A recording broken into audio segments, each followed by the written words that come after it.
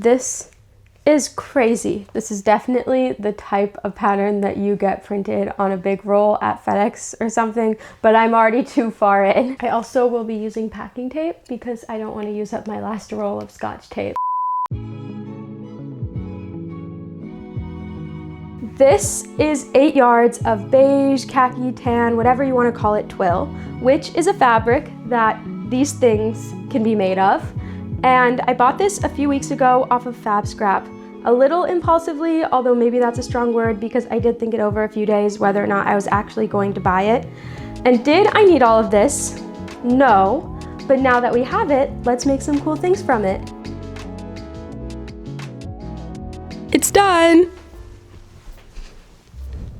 I'm kidding, I just basted it together to check the fit because I was stressing out so much about whether or not it was my right size. Now with Viki Sews patterns, I'm normally on the line between a small and a medium, and by on the line I mean I am right in between, and so normally I'll just pick one based off of how I want the garment to fit. But this pattern worries me a little bit because the sizing on it is extra small small is one size, medium large is another size, and then there's an extra large. And I didn't know what to do because while I can fit, I'm a medium or a small, I can do either. The range of measurements for each size makes me a little scared that I'm on the edge of it. So I spent a long time debating which one to get. I went with medium to large because I figured that I can always make it smaller, but if the extra small was too small, I couldn't make it bigger. And then the other thing is I'll compensate a little bit because the seam allowances for this are in centimeters, but my machine's markings are in inches, and normally I can just put a piece of tape to mark a centimeter, but I'm just gonna use 1/2 inch as a seam allowance, which is slightly bigger than a centimeter, which will help compensate for some of the sizing discrepancies. And I don't know, maybe I'll baste it together and check the fit. Depends on how I'm feeling tomorrow. I still don't know. I don't know. Let's talk about it because I feel so cool right now in this jacket. I don't know. I put it on and I'm like, wow.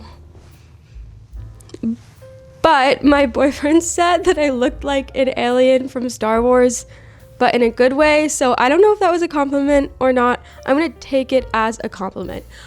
In terms of how it's fitting me, I do think that I could have used a size down, but I'm still not sure if the extra small to small, if that would have been too small on me. I really wish that the pattern had more divisions in sizes, only because I don't think that's a medium and a large. I don't think you can lump that together because that style of sizing, like small, medium, large, already has way less divisions than doing like 16, 18, 20, etc., etc. So I don't know. I do think that this fits me how it's supposed to fit. I mean, the jacket is very large. I do look like I'm sort of wearing my dad's trench coat or something. But when I look at the shoulders and just the part that is a little bit more fitted to the body, the shoulder seam is actually sitting where it should be. It ends about here, and my natural shoulder is here.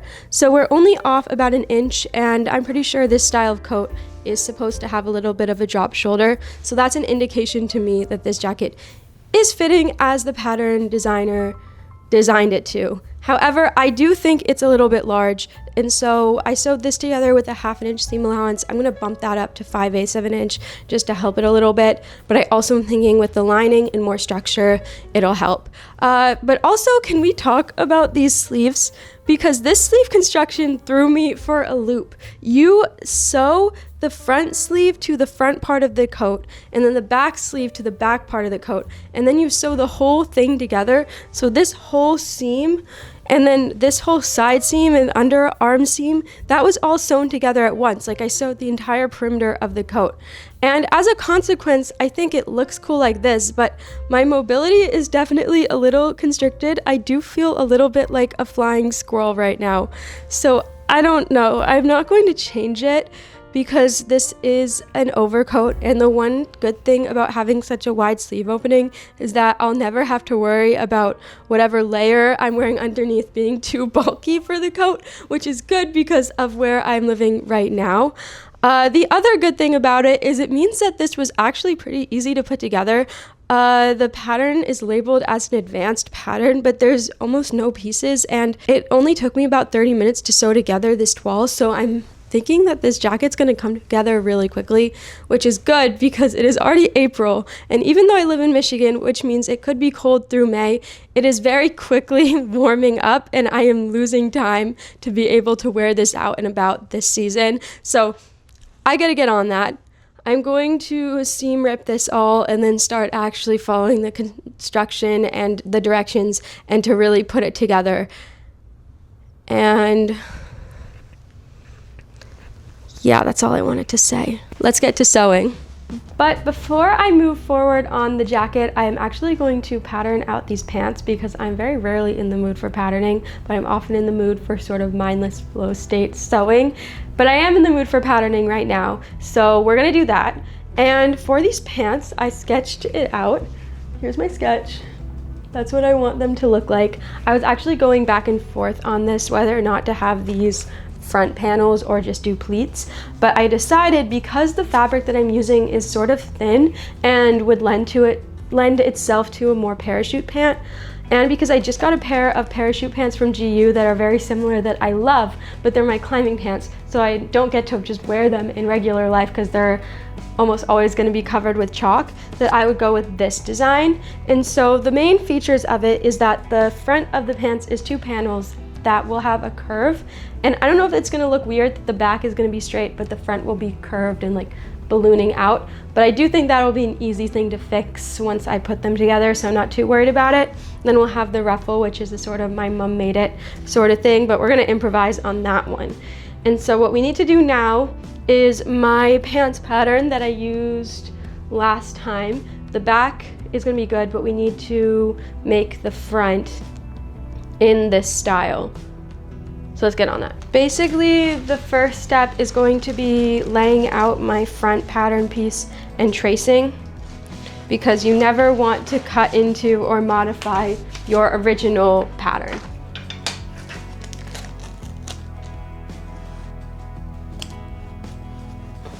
I don't know how well you can see this, but basically I've traced the pattern.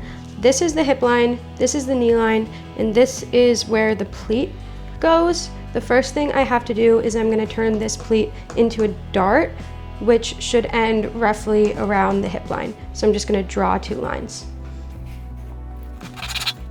First of all, I'm squaring off a center line to the waistband, and then I'm going to essentially connect the dots.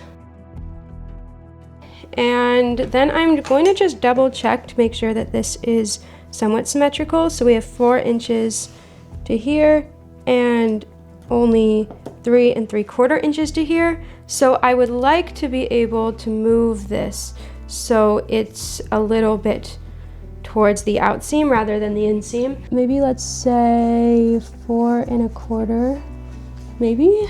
So there, and then how wide is this? 2 inches. That maybe I want to move this dart to be here.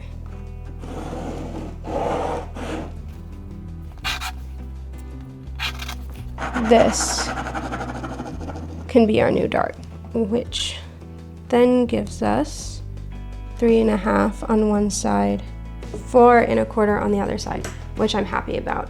And now the thing we have to do is we're now going to basically draw a straight line all the way down this pant from the dart. And then with this, we're gonna cut along this line. If you just want a design element of a center seam, you can just add seam allowance to this and then stop here. But I actually want there to be a little bit of volume coming from this center seam. So I am now going to lay out a second piece of pattern paper underneath these and tape it. And I'm drawing 1/2 inch out from the knee line I have marked because that's where I'm gonna want the widest part of the pant to be. So there's my 1/2 inch. And now I'm going to draw a diagonal line connecting here, and then same thing connecting to the bottom.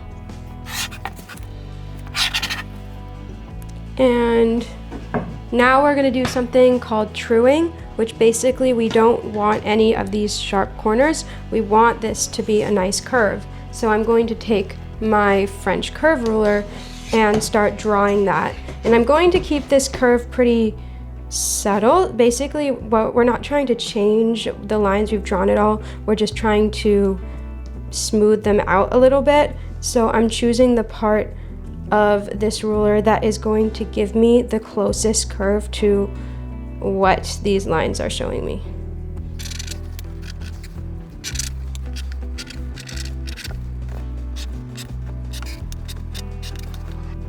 And overall, I think this is looking pretty good. I guess I could go out a little bit more, but that seems like it's going to be a little bit too much to add 2 inches of extra volume. So I'm gonna stick with 1. And now I just need to add seam allowance to all of this. For this pattern, I used a 5/8 inch amount of seam allowance to allow for flat felled seams. So I'm going to do the same thing on this, and then I will cut it out and repeat the same steps that I just did on this side with the other side, and that will be our pattern.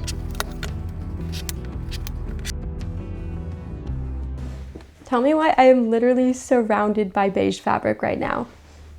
Hi, it has been a while, and in that time I have cut out all of the pattern pieces for the pants, although I somewhat impulsively decided to add 1 inch to all of the outseam seam allowances because I thought that the pants weren't going to be baggy enough, which is fine, except for the fact that now the waistband is going to be 4 inches too big. But I have a plan for that, so we're just gonna cross that bridge when we come to it. I also went ahead and unpicked the basting stitches from the coat and interfaced everything I needed to interface for that to hopefully speed along the process, because I have not had a good chunk of time recently to just sit down and sew, and this weekend is looking about the same. Like right now I only have like an hour-ish of sewing time, which sucks because I really want to finish this coat, but it's okay. We're just going to, in the time that I have, hunker down and get through it. So let's go. I know that the way that you're really supposed to transfer pattern markings like pocket placement onto your fabric is to use transferable tracing paper, or at least that's how I learned, but I don't have any of that, and I don't really feel like spending money to buy it. And so what I do instead is I'll stick pins through the 4 corners of the pocket piece on my fabric, and then I lay my pattern piece over and then line it up and stick the pins through, and then I'll know roughly where my pocket placement is. Am I saying that this is the best way to do it? Absolutely not, but it works for me, I guess. So don't come for me when you see me doing this. New day, same outfit. Been a little bit, it's a new day. New day, same outfit, and a different table configuration. We had people over last night for dinner, and this is how we do our table configuration for that, so we can actually fit more than 2 people at the table. But anyway, I did in fact not get that much done yesterday. I started on the pockets, and so I finished them this morning. And I will say, as far as welt pockets go, I did pretty well, I think. I'm very happy with them.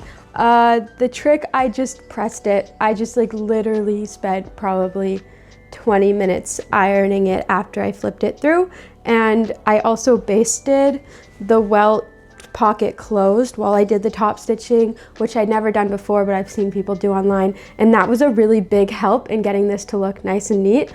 So that's great. That took a few hours, but I do think that this is the most difficult part of constructing this coat.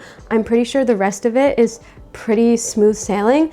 So I'm gonna get started on the rest of that. It's just will be annoying because there's a little bit of an unmanageable amount of fabric to work with, which is crazy because I shortened it by 10 whole inches. So it's insane how big it still is, which is partially why I'm keeping this table configuration the way it is, so I can have something to put the excess fabric on when I'm sewing with it.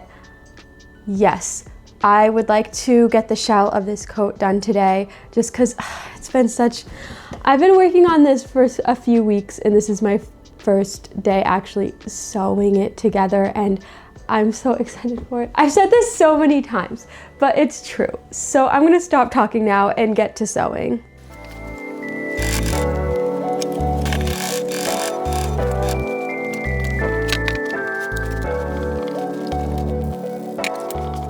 I have updates. So last night I was in a little bit of a flow state and I got so much done.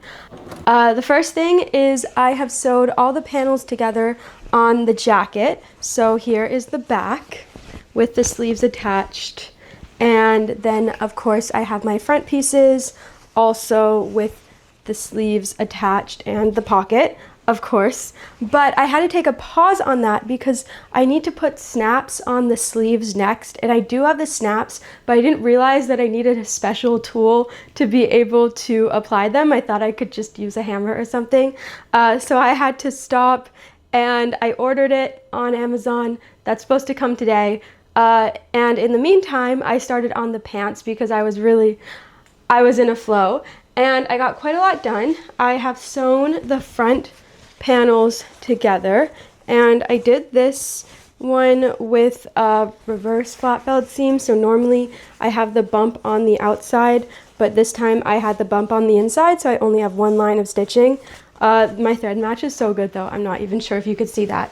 And then I did the entire back, which the construction for the back is the exact same as the construction on the stripe pants I made in my spring Pinterest board video. And then this morning I've cut out my pocket bags and now I'm going to start putting the pockets on the front pieces of the pants.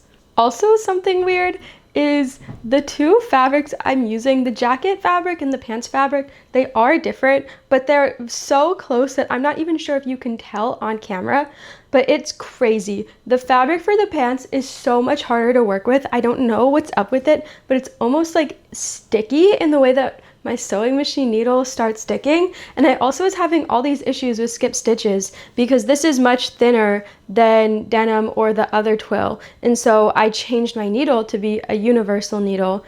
And then I was having all these problems with skip stitches. So I changed it back to a denim needle because I thought maybe the needle was the problem. Because I checked it, it was a brand new needle, it wasn't bent. And I was using the denim needle, but then that was too big. The holes it was punching, it was too much. So I went back to a different universal needle, no longer have issues with skip stitches, but my sewing machine is still like very loud punching through the fabric. So I don't know what's going on with that. I also don't know what defect was in the original universal needle, but I've been just watching my stitches pretty carefully, and every time I sew through a different amount of fabric, I've been folding this test scrap over into the amount of layers I'm sewing through and testing it first to get my tension right, because I also am having some tension issues, but only with this fabric. Like no matter what I do, I think my tension right now, it's on 3 instead of 4, which is crazy loose, but it's still almost too tight. So if any of you guys have any advice for what may be happening with this fabric, is just a regular medium weight cotton twill, let me know.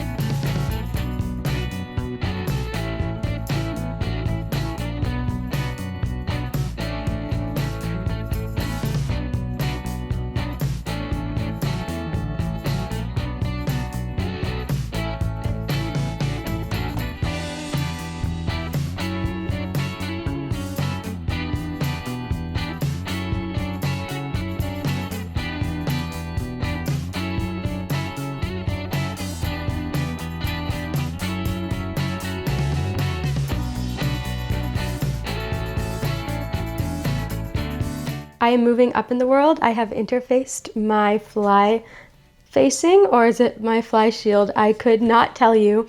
And I also have gotten the right size zipper for my rise, although this is definitely not the right color. One day I won't just time-lapse through doing the zipper fly, but unfortunately I am still needing to watch the same YouTube tutorial over and over in order to remember how to do it.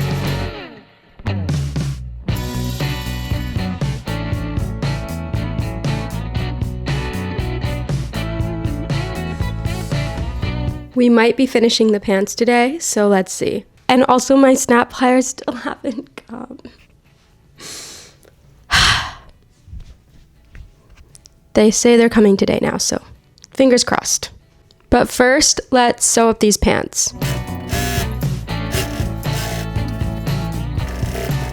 Every time I make a new pair of pants, I say that they're the best pair I've ever made, and I'm just gonna say I am not breaking the trend on this one, because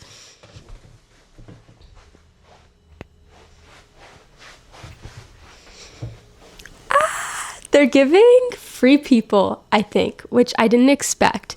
And so some things. First of all, remember when I said that I had added an inch to the outseams to make them a little bit bigger and that I'd have to figure out what to do for the waist? Well, what I did is I just ended up gathering the waistband a little bit, centering on the pockets. And I think this will work great because one, they'll be hidden by the ruffle, and two, it means that it fits me in the waist, but it flares out really nicely around my hips, so it's loose all the way down, which I really like. Next steps, I have to go to work very soon, so I'm not going to be able to finish until tonight, or if I'm too tired tonight, tomorrow, but I need to cut and interface the waistband, belt loops, figure out the ruffle for the waistband, and then hem them, which I don't know how I'm going to do all that yet. Oh, I also need to figure out what button I'm going to use for the waistband, since I don't think a regular denim button are going to work on this fabric since it's pretty thin. So I'll also have to go through my stash and figure out if I have something that works or if I'm not going to use a button at all and will use, what are they called? Like the something. I'll figure it out. Also, Amazon says that I'm the next stop to get my pliers delivered. So wait, JK, it's here. Let's go get it. I have a very sad update. My package came, opened, and the pliers must have fallen out. I did get my marking pencil, which is fine, but not what I wanted. Time to call customer service, I guess. That's annoying. I really wanted to finish this jacket tonight.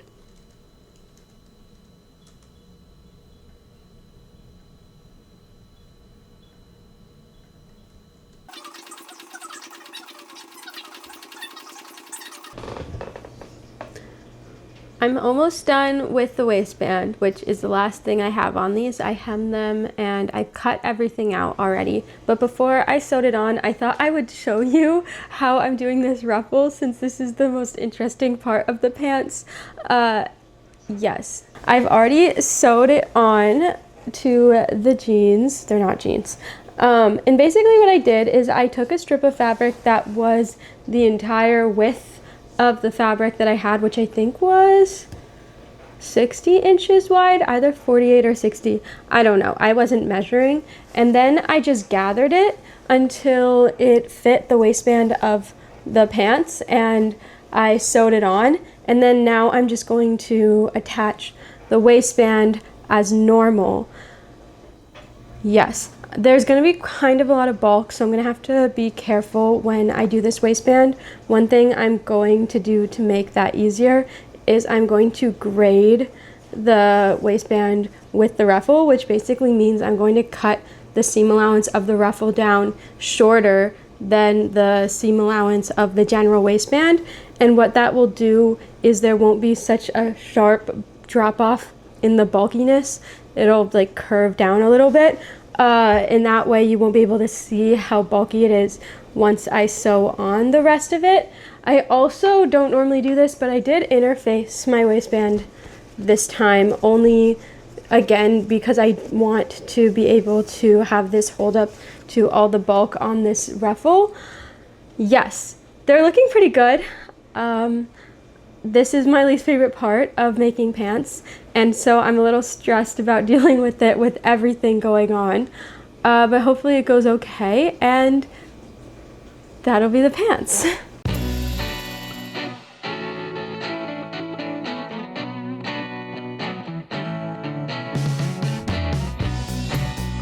I just got home from work. It's kind of late. Pants are done. I finished them this morning before I left, but you can't see them until the end of the video, so you have to keep watching. But exciting news. Okay.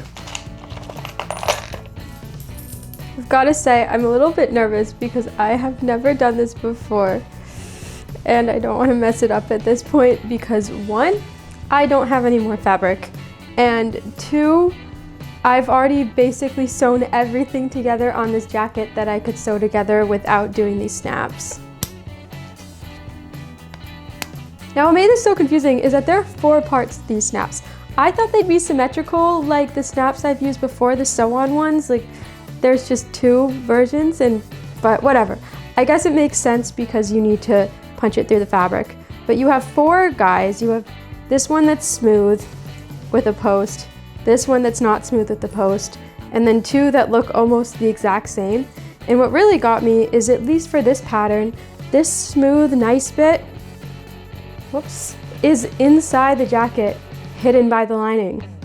I think that's what makes sense to me. But anyway, you basically punch your holes, and then let me make sure I'm making this symmetrical to the other sleeve. Wait. So I basically am just popping the post bit through, and then I need to put the other side down. And then this tool is actually great. Super easy to use. It didn't even require that much strength. But then I basically squeeze.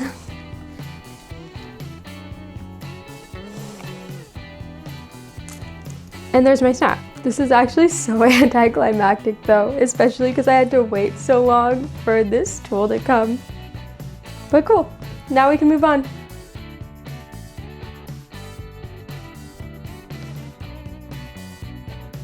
I fear this coat is getting too big for my tiny ironing board. Oh my god.